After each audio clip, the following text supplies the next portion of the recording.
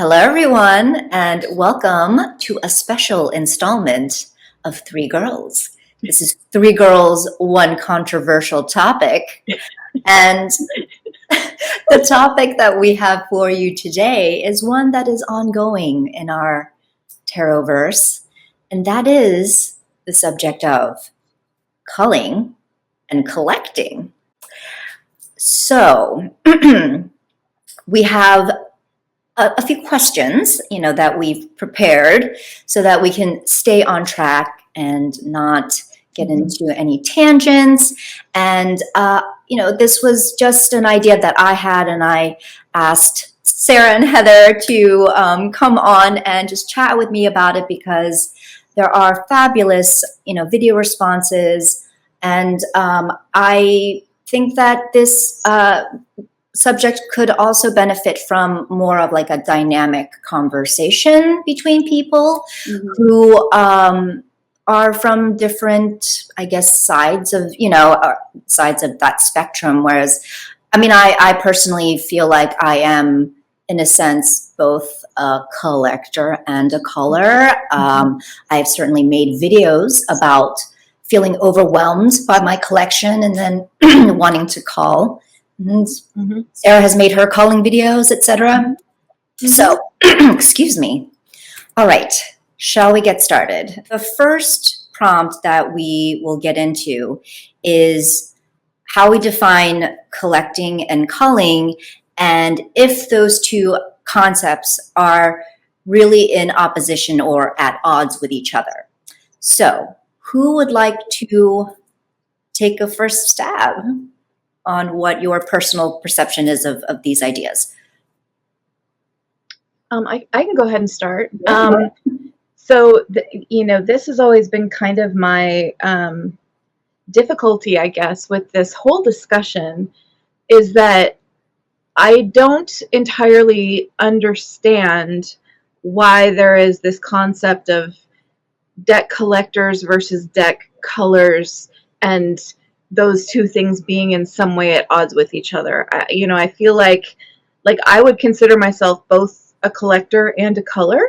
I have a fair number of decks, but then when I have decks that I don't want to have anymore for whatever reason, I get rid of them. And I think fundamentally the thing that makes that possible is that I don't ascribe some kind of like moral value to either of those things. Like, to me, there's nothing wrong with having a lot of decks, and there's also nothing wrong with letting go of decks when I don't want them anymore. And because there's no like actual moral value that I'm assigning to either of those things, they're like not in opposition to each other at all. It's just a matter of managing a library of decks the same way that you manage any other possessions that you might have. Like, some things you have possessions, you own some things, and then you decide, I don't want to own that thing anymore, and so I am going to let it go for whatever reason. And it doesn't need to be some big statement about what kind of person I am, or, it doesn't need to be some sort of symbol of how I exist in the world, or whether I'm consumerist or materialist or a capitalist or a or spiritual or unspiritual, or like none of that. Like, it doesn't have anything to do with that. It's just a question of like, what's on my shelf, and do I want to keep it or do I not want to keep it? And so it's just very easy for me to both buy decks without feeling a whole lot of angst around it, as well as to get rid of decks without feeling a whole lot of angst around it. I agree. I think, and I don't necessarily think one ever really exists without the other. I think if you don't collect, so to give definitions, I suppose when you say you're collecting, I don't know what the number is, but there's a number that we're each arbitrarily assigning to when it stops being having some decks and starts being a collection of decks.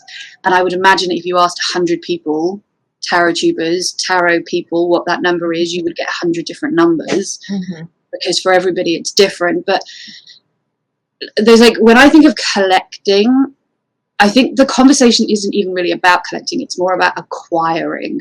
Because collecting to me, like I have a friend who collects Star Wars models, and he deliberately goes out and sources them and buys them and keeps them in boxes and puts them on a shelf, and you know, he has them insured. And I have another friend whose husband collects football programs, and they're all in their packages and stored away. And tarot is obviously, for most of us, is very different. We buy decks and we use them to some degree. We open them. Some of them we use more than others, whatever. But when we're talking about collecting in this conversation, we're talking about the number of decks that we acquire. Yes. Right? And culling is the same thing. If somebody gets rid of a deck, like they bring a deck in and they don't like it anymore, so they pass it out again, or it doesn't work for them, nobody really refers to that as culling. When we're talking about culling, we seem to be talking about getting rid of a large number of decks in one go. So in both of those cases, we're talking about numbers. Ultimately, we're talking about the numbers of things that are happening at the same time. And if you don't acquire a lot of decks, you're never going to be in a position to get rid of a lot of decks. So in order to cull, you have to collect. Like in my head, those two things can't exist. Well, culling can't exist separately of collecting, just because of the way that people are talking about it, not because that's necessarily objectively true, but just because of the way the conversations are happening. If you're going to cull, you have to have that collection to cull in the first place. And I would imagine a lot of people who do make videos about their decks, but don't make videos about culling their decks, are only not making those videos because they're not getting rid of lots of decks in one go, but they are still bringing decks in and sending decks out and bringing new ones in. For most of us, I would imagine that's the reality. So it's all of those things all exist together, but because we're human beings and just seems to be what we do, we like to create like these binary opposites when we're one thing or the other, and I don't think that really exists. Especially in this case.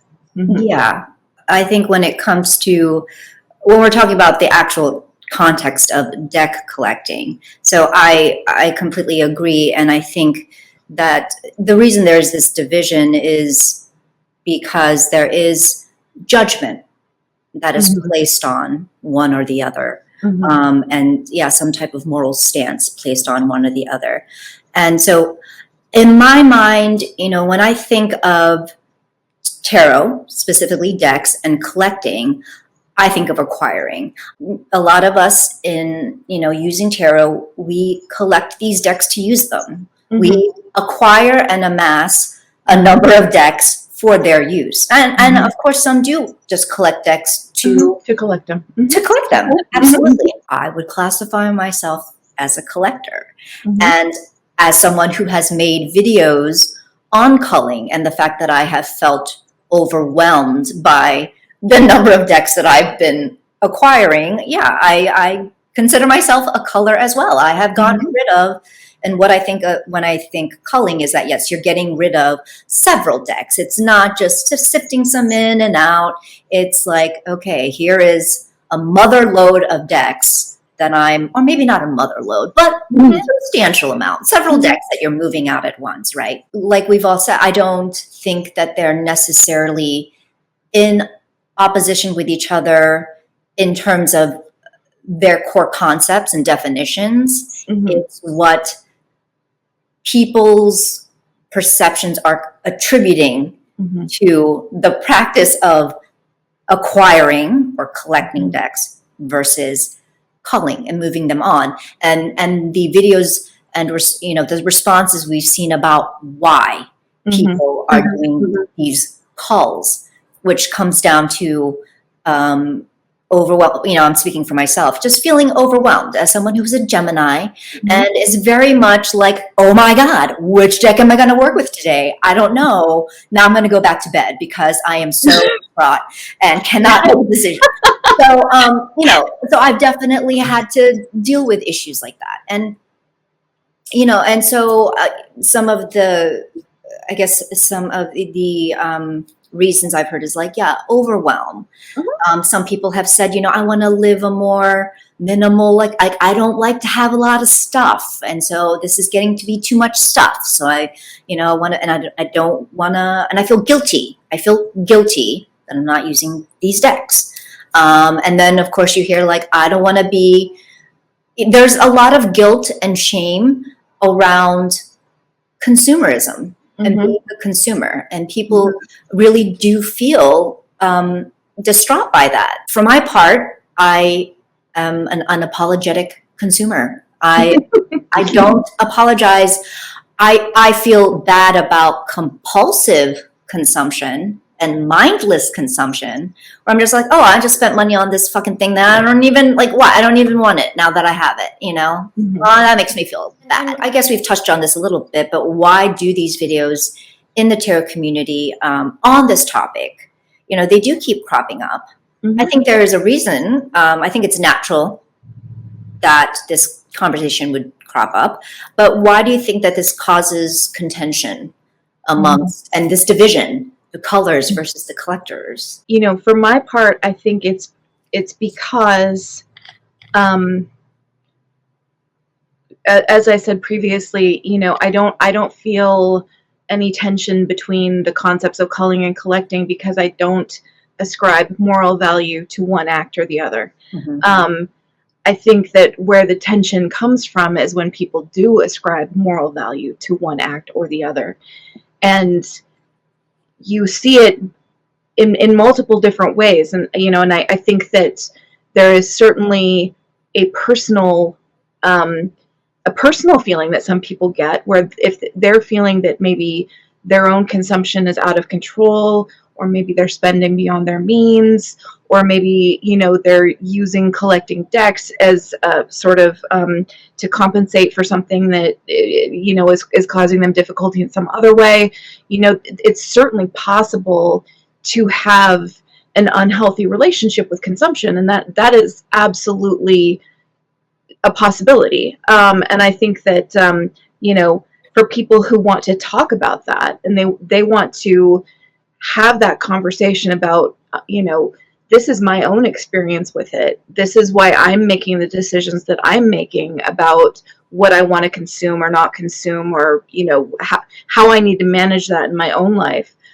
I mean, that's a completely valid conversation to have. I mean, that's something that some people are struggling with. Some people aren't. Some people are.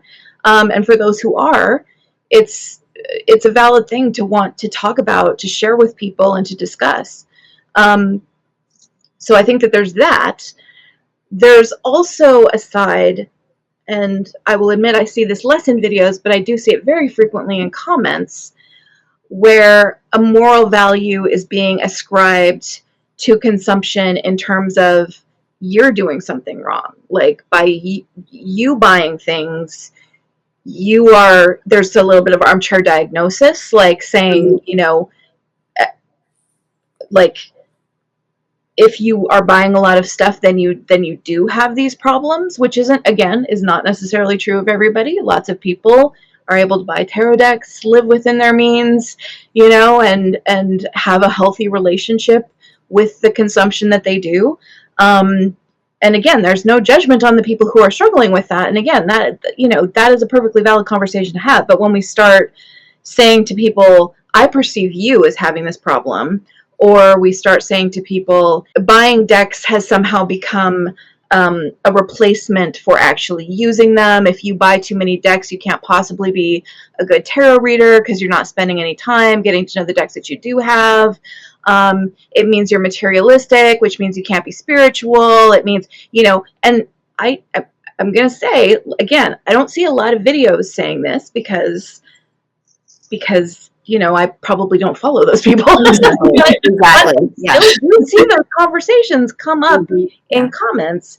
And I think at the point that you are passing that kind of moral judgment or like armchair diagnostic judgment on other people's behavior, that's when it becomes a very contentious discussion. For some of us, we don't perceive ourselves as having that issue.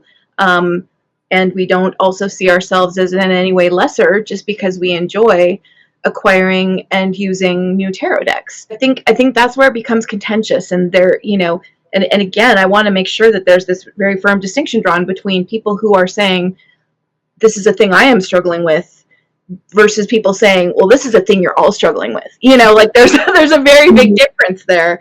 And you do see some of the latter out there in the world of the discussion. I also think, though, just following on from that, because I agree with everything you said, but I also think that there is a tendency with people, even when they don't mean it, and even when what they're trying to say is, this is something that I struggle with. Again, I'm going to say as human beings, and I'm going to generalize because generally this is true. Mm-hmm. We like to talk in absolutes, even when the thing that we're not talking about is an absolute. We like to talk in absolutes, and I do it all the time. I know I do it. I make statements about things as if I'm talking about a massive group of people rather than just myself, even though that's not what I mean. And I make statements as if they're fact when actually they're not. They're my opinion. Mm-hmm. And no matter how careful I am about the way that I want to put something across, something as simple as like I've just done, saying we do this, or we, when we buy lots of tarot decks, this is what it means. Mm-hmm. It's, even though you're not talking about everybody, the language that you're using suggests that you are. Mm-hmm. And if somebody is on any level already a bit sensitive about that subject, it's almost like a red rag to a bull. It's going to cause a reaction that just using slightly different language might not have caused. And I also think the other reason that there's a bit of tension is because of something that I've already touched on, but I think we very much now, especially being online and just the way, the dynamics of the way that we relate with each other and things have changed so much. We do live in this world where you're this or this. You're one thing or another. And by suggesting that there's this thing of being a collector and this thing of being a colour, and they're two completely separate things, you've immediately set up these two camps that then people might feel like they have to pick a side on, even though there is no side. Once you start talking about it like there is a side, then people feel like they have to put their flag in somewhere. And so I collect a lot of decks, and I'm not somebody who's willing to give up on them. So I must be a collector, and therefore I must feel in contention with everybody who isn't a collector, because it's an us and them binary again. And it's very easy to get kind of pulled into that thinking. And the more videos there are, and the more conversations there are, like this one maybe, about these people are culling and it makes me feel bad, or the conversations in comments about, well, people shouldn't be showing deck collection videos on their channel, and they shouldn't be doing walkthroughs of decks, and blah blah, and we shouldn't be doing this. And I think it's just so easy to get pulled along with that without ever taking a second to stop and think, is this really an issue? Is this really something that is an issue that's worth me feeling this wound up about? The shooting all over ourselves and shooting all over others. Exactly. And I think it's really interesting because, when it comes to other YouTube communities, and this could just be that these are, it's the channels that I watch, but I haven't seen this topic of this kind of guilt or consumerism, right, attached to, say, like the makeup community, or and again, this could just be some of the channels. It's got to be out there, right? Like, I'm sure it's out there. Or like the doll community, right? The doll collecting and modding community. I don't see it to the level, and again, we are in a small nook of tarot tube as well. So we have to put everything in context, but, and then compare that with, in my experience, the channels, you know, the book tube, which I actually don't, I'm going to be transparent. I actually don't watch a lot of booktube just because it makes me feel like shit. So I just, I'm not reading as much as other people, but like, you know, you don't get that. Oh, I feel like a dirty consumer because I, you know, purchased all of these books, or, you know, all of these, who knows? I don't know what people collect, but, and perhaps it is because with tarot, there is this, like, the connection to spirituality, right? A lot of people feel that tarot is part of their spiritual practice.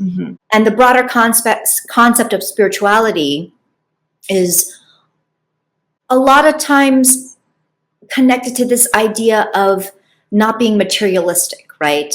It's this idea of enlightenment where you don't need the things and you don't crave the things or and desire these things because you have been fulfilled spiritually. And so so you are not enslaved by materialism and consumerism and the like. So that could be maybe one reason. I'm just throwing that out there, that could be one reason why it seems to be more of a contentious topic, and that it keeps popping up specifically with tarot and deck collecting versus, say, collecting books or dolls. I keep saying dolls because dolls is on my mind lately. But you definitely see it in the book community in that they, you know, hauls and unhauls is very much a booktube thing. I think. Oh, it is. Okay.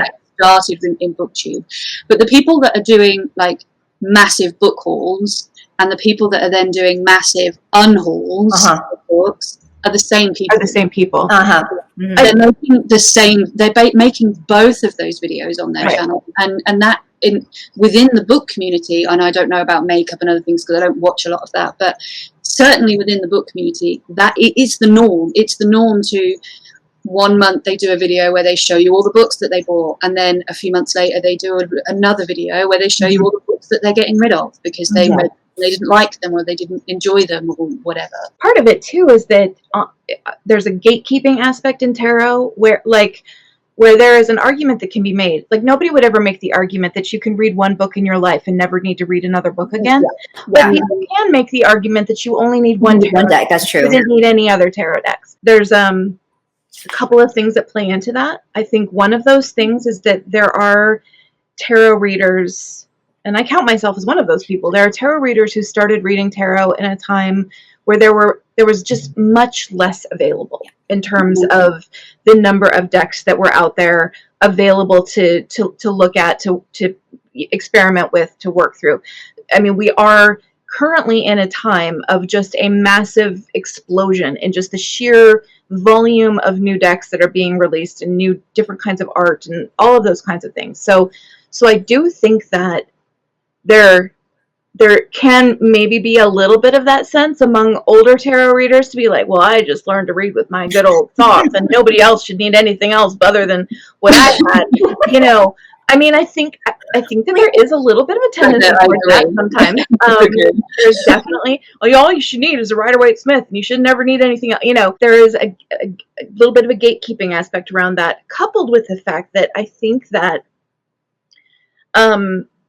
deck acquisition is something that, especially nowadays, a lot of new tarot people, which we are seeing a large influx of new tarot readers in the community, which is amazing.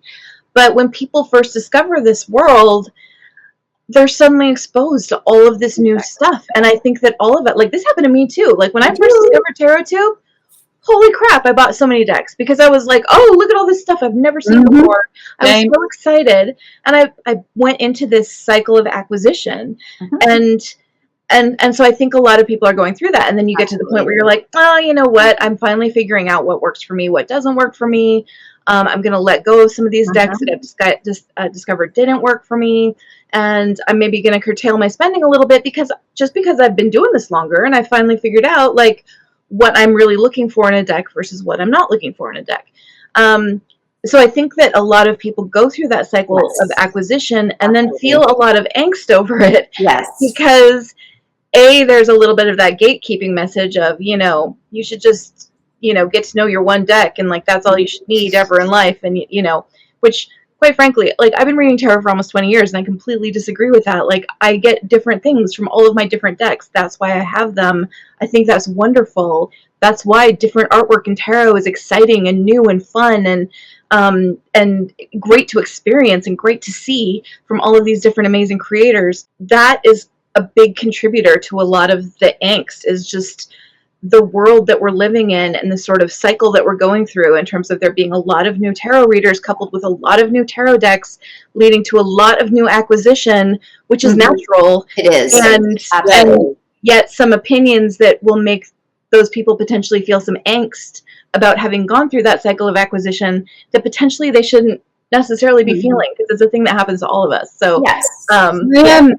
I know we've talked about this before, but like I just wanted to talk about that because I find that really interesting. Like I feel like sometimes some of these things could be avoided if we were just more careful about the words that we used in general, as a community in general.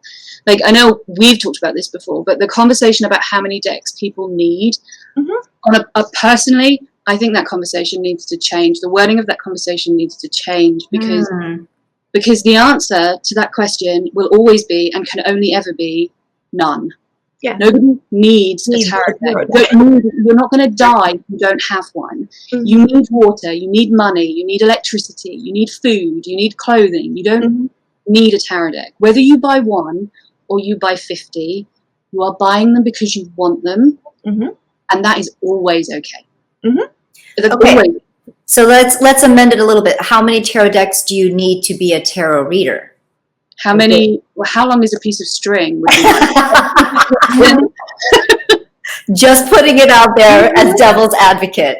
Yeah. Absolutely. Yeah. And I think that's always how the question is like, that's the unspoken bit of that question, isn't it? How many decks do you need to be a tarot reader? And then, well, you can only, like, I was going to say you can only read with one deck at a time, but even that's not true. I've seen people who have read really effectively with 2, 3, 4 decks at once. Like, ultimately, if buying decks brings you joy, buy them. If it brings you joy and it's not causing you distress, it's not a problem for you, and it's not an emotional problem, a mental problem, or a financial problem for you, that's fantastic, because you found something in the world that you really enjoy and you're embracing it. Don't let other people make you feel like shit for that. Yeah. Who says you should only have as many decks as you need? Like, that in itself is a moral judgment.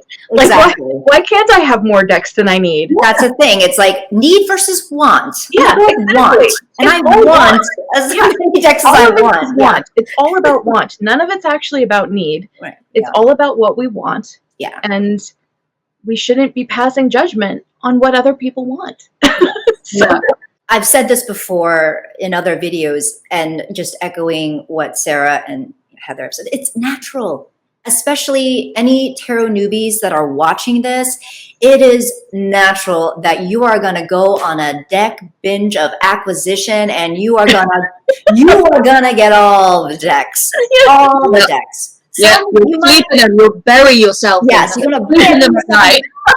You're gonna maybe even forget that you ordered a deck, and you're gonna order it again. Like, it could happen. It could happen. And I think, there are going to be people like Sarah who's like, oh, okay, yeah, no, I figured out what I like and what I don't like, and I'm just gonna move these along, and I'm gonna still buy more decks because I like buying decks and it's fun, and I'm a tarot reader and all these things, and I have a business and whatever.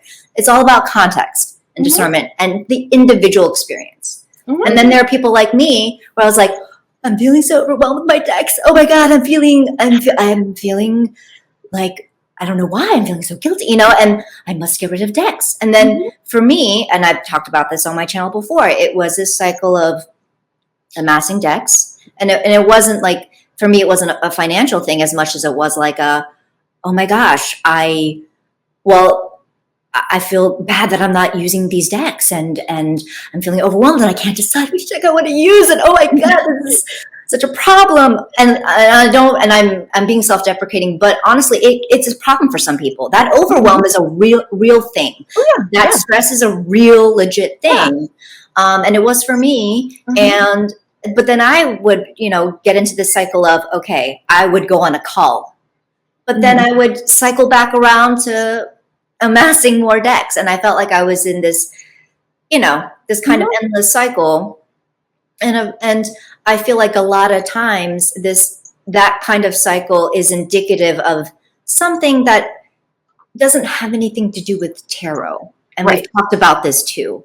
Ultimately, I was using the acquisition of decks and then the subsequent culling to be a way to self-soothe, to be a way to manage, sadness, anxiety, to be a way to feel more in control of my environment, to feel a sense of release, mentally. And that manifested in the physical acquiring and culling of things.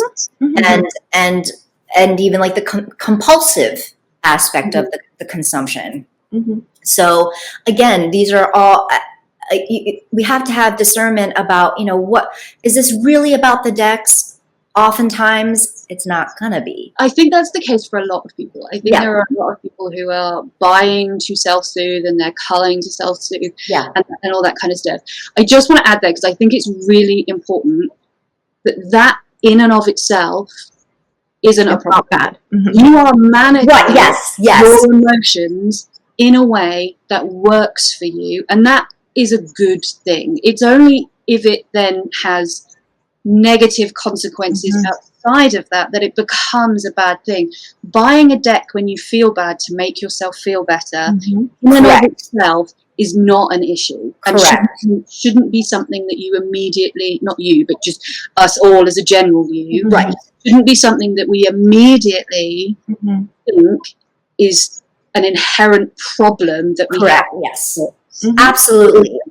I think in general, purchases as a means of comfort in and of itself, again, in context, in and of itself, yes, is natural, perfectly fine. I still do that. This, this is me saying, I still do that. I think, and that's fine. And I can do that because working on this over the years, I've come to a place where I've been practicing, so that I've come to a place where I can, for the most part, buy decks and then let go and not feel, and feel like it's more natural and feel like it's more, what I mean, as opposed to it being totally about something else. Yeah. And that act was counterproductive to anything and everything, that kind of thing. Well, and I think too that the overwhelm about just a sheer volume of stuff can again be a real thing without having to necessarily ascribe moral value to having a certain amount of stuff. Like, when I get to the point, because I always say that my collection kind of hovers in a certain place, and I always have decks coming in, and I always have decks going out, but it just naturally sort of hovers at a certain, not a specific number, but a certain sort of like general level. And that's just because when I start getting more than that, I do feel overwhelmed, but it's more overwhelmed in the sense of, wow, my shelves are really full and this isn't a very big room actually. And I just have, and I have decks that I haven't been reading with enough that I feel like I want to spend more time with, but then I have other ones that I want to spend time with, it just, but again, there's no like moral judgment on any of that. It's a feeling of overwhelm just from sheer volume of things. And that can happen to people. And I think that can happen with anything. Sometimes you like look at your bookshelves and you're like, geez, those are stinking full. I need to go read some books. Like they're just too full, but it's not because I was a compulsive consumer or because I have some kind of problem with buying too much stuff. It's just because I ended up with too much stuff. And I don't want to have that much stuff anymore. just because it takes up too much space. Right. So like, and there's no judgment that necessarily needs to be ascribed to that. Yeah, So, and in the same way, that people just kind of accumulate clothes over time that they haven't gotten rid of. And it's like, oh wow, I've gotten a lot of clothes, and a lot of these I don't even wear anymore, or don't even fit anymore. Okay, Exactly. time to donate them or whatever. I know that there's people out there who are watching us talk and they're being like, well, the only reason that's happening to you is because you're consuming mindlessly, and that's inherently a problem by the judgment of me. And like, nah, no. No. I got no sympathy for that position. So yeah. It's also just, it's so, like, I can't think of a word. I had the right word, that it was like a really good English word, and I can't remember it now. Like, that's just not necessarily true. Right. People can consume mindfully and still end up with hundreds of items. Oh yeah, absolutely, yes. Having a lot of stuff is not necessarily an indicator that you consume mindlessly. It just means you've chosen to spend your money on a particular type of thing. Yeah. It's your money, so you can do whatever the hell you like with it. Yeah. Okay, so maybe to just kind of round out this conversation, what can we, how can we make these discussions, specifically when it comes to deck collecting and tarot too, how can we make these discussions less contentious moving forward? Because I think these discussions are important. I think they're still gonna happen. I don't think they're ever gonna go away. I think it's natural. I even see it in the Facebook groups. It's natural that, some people are going to run into this process of feeling whatever way about their collection, feeling whatever way about reducing their collection, etc. And so how do we navigate that moving forward so that there is less of this binary and this we and them? Because, Sarah, you've done a bunch of culling videos. I have yet to see somebody be like, well, Sarah, I'm a consumer. Yeah. And fortunately for me, when I have done my videos talking about my deck overwhelm and my collection, I have, my comments have been also very respectful and not judgy McJudgerton, at least not that I can remember. Right. So how can we, but then others aren't so lucky, and, people are coming in there and just making asshat comments that are just, Well, I mean, to me, I think that, again, it's a question of whether we are ascribing in our language either generalizing beyond our own experiences or ascribing moral value to one thing or the other. I mean, I think, again, like, I make culling videos relatively frequently, and it's basically just me being like, yeah, so I decided to get rid of these decks. And and I'm not saying that I'm more virtuous by getting rid of them, and I'm not saying that I am virtuous by acquiring them or unvirtuous by acquiring them, or like that there's any reflection on me as a human being at all, or anyone else. Buy a deck. Don't buy a deck. Get rid of a deck. Don't get rid of a deck. None of that has a signifier of moral value beyond none of it actually necessarily needs to mean anything. And I think the fact that I'm not using any of that language makes it pretty easy for people to not feel defensive about when they watch one of my culling videos or collection videos or walkthroughs or anything else. So I think that has something to do with it. I mean, I think that the way that we make these conversations less contentious is to, if somebody is working through something personal, like if they're having an actual problem with consumption that they're trying to speak through, work through, discuss with the community and solve, that's important, and we need to support them in doing that. Yes. But not take that personally, because they're only talking about themselves. But at the same time, like, let's all be real careful about not projecting our own issues onto the entire community, because the rest of the community doesn't necessarily have those issues. I think as long as we can just be very mindful about our language and make sure that we are not actually judging other people for their choices or feeling unnecessarily defensive about people who are only talking about themselves, then we can have a very civil discussion around all of these things. I don't think that ultimately there is anything we can do to stop these conversations being contentious, because people are going to people. Right. I think, but I think that Mitigated a little. yeah, I think that for me, I mean, everything comes, like, it's a value of mine. Everything comes back to this, but for me, it's all about personal responsibility. I can't make you feel a certain way. You can't make me feel a certain way. We're all responsible for ourselves. Mm-hmm. If you know that somebody talking about culling their collection and talking about overwhelm and those kind of things is something that you struggle with and that makes you defensive and that you know is an issue for you, then you need to take responsibility for not watching those types of videos. Mm-hmm. And on the other side of that, if watching lots of collection videos and walkthroughs and those kind of things is something that is a trigger for you, then you need to take responsibility for not watching those kind of videos. What we don't need to be doing, and I am talking about everybody now, like I am going to make a general statement. Let's do some generalization. Yeah.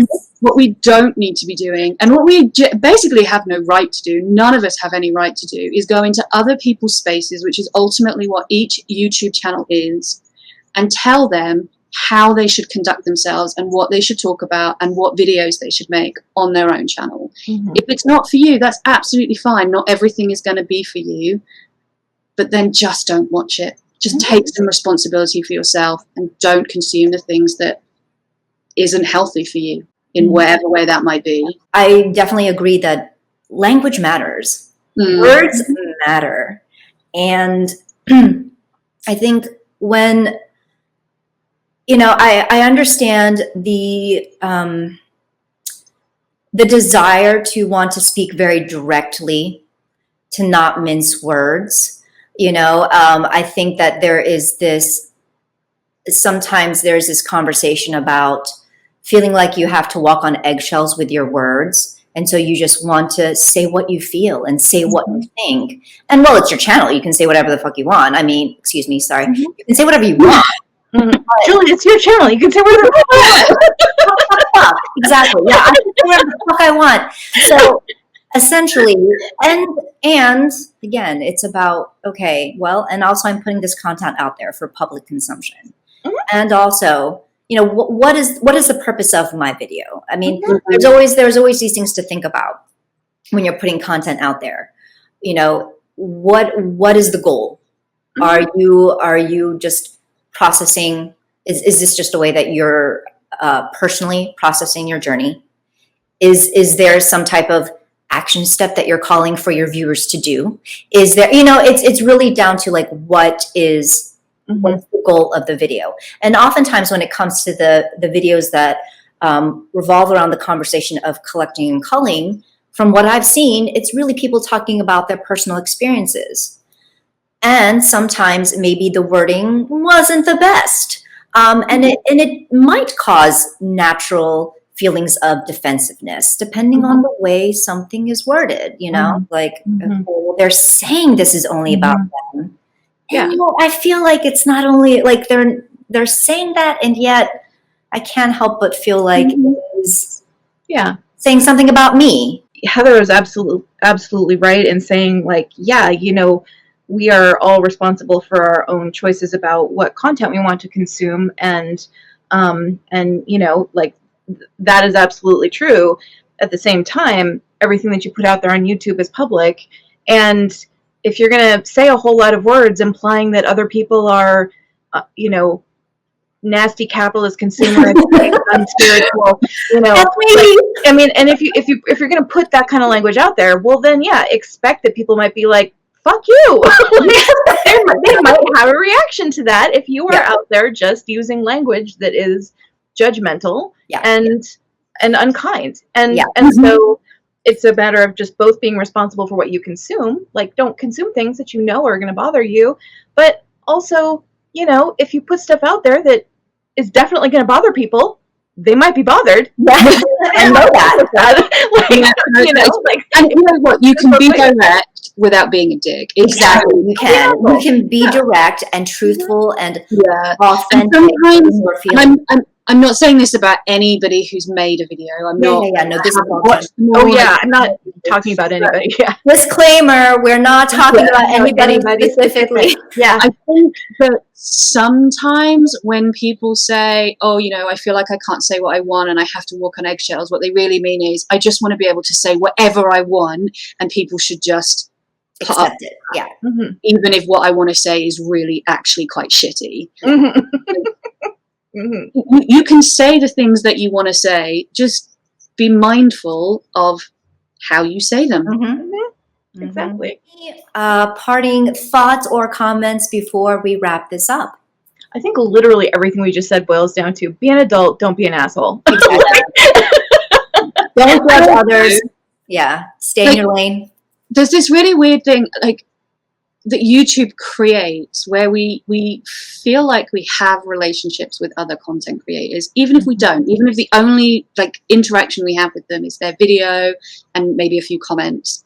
Like, it doesn't matter even if these people are judging you, you don't know them, so it doesn't matter. Let them judge you and just get on with your life that they're not part of. Okay?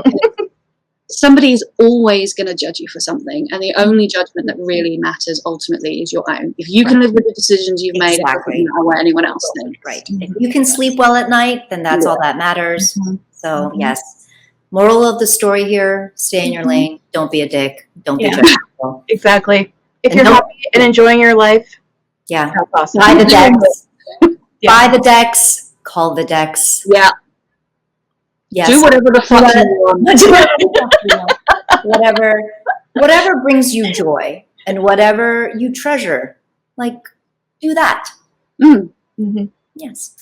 Well, thank you too for talking with me about this, and hopefully all of you who have watched have enjoyed and gotten something from this. And until the next time, we will be back next month with our, as regularly scheduled, the 3 Girls 1 Deck.